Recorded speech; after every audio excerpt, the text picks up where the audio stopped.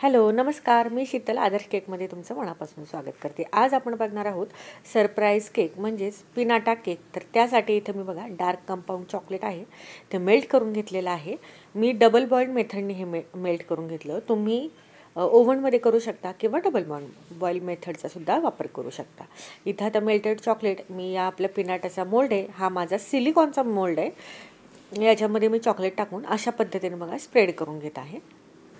ही जी आपली प्रोसेस आहे ती थोडीशी आपल्याला लवकर करायची आहे, कारण की चॉकलेट हे लवकरच असं घट्ट होतं आणि त्यासाठी आपल्याला ही प्रोसेस पटपट करायची आहे। आता या मोल्डमध्ये आपण एक काळजी घ्यायची आहे, जे आपल्या ह्या मोल्डच्या ज्या कडा आहेत ना, त्या कडासुद्धा व्यवस्थित अशा कवर करून घ्यायच्या आहे चॉकलेटने। बघा मी असं करते, स्पूनने करत आहे त्या पद्धतीनं।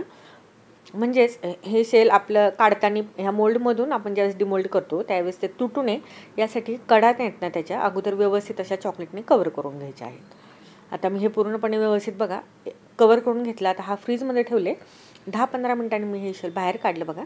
तर मस्त असं हे ड्राय झालेलं होतं, सेट झालेलं होतं या मोल्डमध्ये। आता परत आपण काय करायचं आहे, दुसरी कोटिंग करून घ्यायचं आहे। त्यासाठी पुन्हा मी काय केलं होतं, गरम पाण्यावरच हे चॉकलेट ठेवलं होतं थोडंसं मेल्ट व्हायला, कारण की चॉकलेट लवकरच घट्ट होतं। आता मात्र मी स्पूननेच याला बघा मी असं कवर करून घेणार आहे। कवर करायच्या टायमाला काय करायचं, अगोदर व्यवस्थित कडा आहेत ना त्या कडामध्ये जास्त चॉकलेट टाकून ते व्यवस्थित स्प्रेड करून घ्यायचं आहे। थोडंसं जाडसर थर द्यायचा आहे, जेणेकरून या पिनाटा मोल्डमधून आपण ज्यावेळेस हे शेल डिमोल्ड करतो त्यावेळेस ना ते तुटू नये आणि क्रॅकही जायची शक्यता असते, यासाठी थोडासा जाडसर थर द्यायचा आहे। आता मी स्पूननेच हे पूर्णपणे मी कवर करून घेणार आहे बघा अशा पद्धतीने। आता आपल्याला इथं या पिनाटा केक बनवायला किती खर्च आला आणि तो तुम्ही कितीला सेल करायचा याची सर्व डिटेल माहिती मी तुम्हाला आजच्या व्हिडिओत देणार आहे। तर बघा इथं मला ना हे चॉकलेट मी पूर्ण मला एक डार्क कंपाऊंड लागलं, कारण की आपल्याला असे 2 शेल बनवायचे असतात। एक शेलचा हा आणि अजून एक शेल आपल्याला बनवावं लागणार आहे। तर या 2 शेलसाठी मी पूर्ण डार्क कंपाऊंडचं एक पॅकेट मी इथं चॉकलेट हे मेल्ट करून घेतलं होतं। तर इथं आपल्याला 160 रुपयाचं हे डार्क कंपाऊंड झालं। आता पुढं मी स्टेप बाय स्टेप तुम्हाला मी सांगेलच। आता हे परत मी फ्रीजमध्ये 10 ते 15 मिनटं सेट करायला ठेवलं होतं। आता बघा परत फ्रीजमधनं मी हे काढलं, व्यवस्थित असं सेट झालं होतं। आणि आता हे डिमोल्ड करताना खूप काळजी घ्यायची आहे, जास्त प्रेशर दाब द्यायचा नाही, अलगद असं हलक्या हाताने आपल्याला हे बघा डिमोल्ड करायचं आहे। मस्त बघा किती सुंदर अशी शाईन या आपल्या पिनाटा शेलला आलेले आहे। तर आपल्याला अजून एक शेल असा तयार करून घ्यायचा आहे।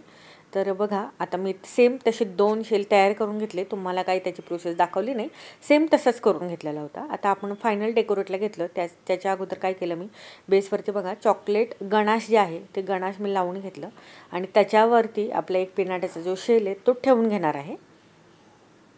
आपल्याला आता फायनल डेकोरेट करायचं आहे अशा पद्धतीने।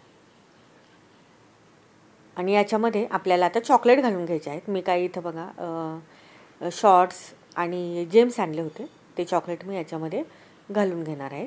कस्टमरची डिमांड होती की आतमध्ये काही आम्हाला केक नको आहे, फक्त चॉकलेट फिल करा आणि असाच आम्हाला पिनाटा द्या म्हणून। तर दुसरा शेल मी याच्यावरती ठेवून घेतला, व्यवस्थित असं ठेवून घ्यायचं आहे। आणि आता हे पॅक होण्यासाठी आपल्याला इथं बघा मेल्टेड चॉकलेट लागणार आहे। इथं आता पायपिंग बॅगमध्ये मी मेल्टेड चॉकलेट घेतलं आणि 2 शेलमध्ये थोडासा गॅप राहिला आहे ना, तिथं मी हे चॉकलेट फिल करून घेणार आहे बघा अशा पद्धतीने।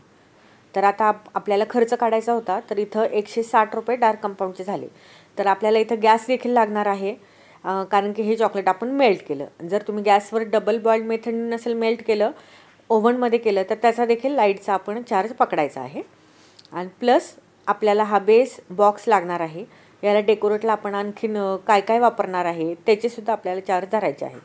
तर मी एकूण ह्याचा सगळा खर्च बघा 160 रुपये आपल्या डार्क कंपाऊंडचे झाले। गॅस आणि छोटं मोठं डेकोरेटचं सामान याचे 40 पकडले मी, आपले 200 झाले। तर 200 रुपये इथं आपला हा असा खर्च झालेला आहे। आता हे पूर्ण बघा मी व्यवस्थित असं पॅक करून घेतलं, 2 शेल एकमेकाला व्यवस्थित चिटकवून घेतले। आता आपल्याला इथं डेकोरेटला गोल्डन रिबन लागणार आहे। तर रिबीन आणि डेकोरेटचं सामान आणि गॅसचे मी 40 रुपये पकडले, तर इथं 200 रुपये आपला हा खर्च झाला। तर आता हे गोल्डन रिबीन मी जे चॉकलेट थोडंसं ओलं असतानाच त्याच्यावरतीच मी चिटकवून घेतलेले आहे अशा पद्धतीने। आणि जरी चिटकत नसेल तर त्याला थोडंसं रिबीनला ना मेल्टेड चॉकलेट लावून पुन्हा आपण त्याच्यावरती असं चिटकवून घ्यायचं आहे शेलवरती। तर हे माझं व्यवस्थित असं पॅक झालेलं आहे। मस्त थोडंसंच भाग राहिला म्हणून आणखीन मी गोल्डन रिबन कट करून बघा पुढच्या साईडला पाठीमागच्या साईडला मी ते लावून घेणार आहे. आता आपण 200 रुपये आपला हा निव्वळ खर्च झाला. आता इथून पुढं आपण जे डेकोरेट काय करायचं आपल्याला आता कस्टमरला हॅमर देखील आपल्याला द्यावं लागणार आहे. आता या पिनाटामध्ये मी चॉकलेट्स घातलेत, ते कस्टमर जर देत असतील तर त्याचा चार्ज लावायचा नाही. तुम्हाला जर सांगितले तर तुम्ही त्याचा चार्ज तुम्हाला लावावा लागेल. तर मला हे कस्टमरनेच दिले होते त्याच्यामुळं मी काय याचा चार्ज लावणार नाही. आता 200 रुपये ते झाले. आपला बेस बॉक्स याचे 25 रुपये पकडायचे. आणि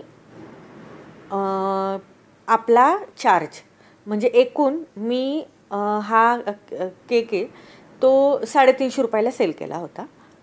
आता बघा इथं मी मेल्टेड चॉकलेट थोडंसं लावलं आणि याच्यावरती जे माझ्याकडे असं पिंक कलरचे स्टार होते ते मी याच्यावरती लावून घेतले. सुंदर असा डेकोरेट व्हावा म्हणून मी हे प्रोसेस करत आहे.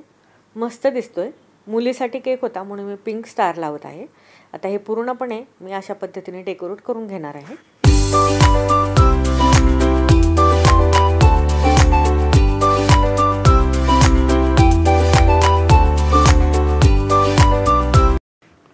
अशा पद्धतीने पूर्ण केक हा मी डेकोरेट करून घेतला.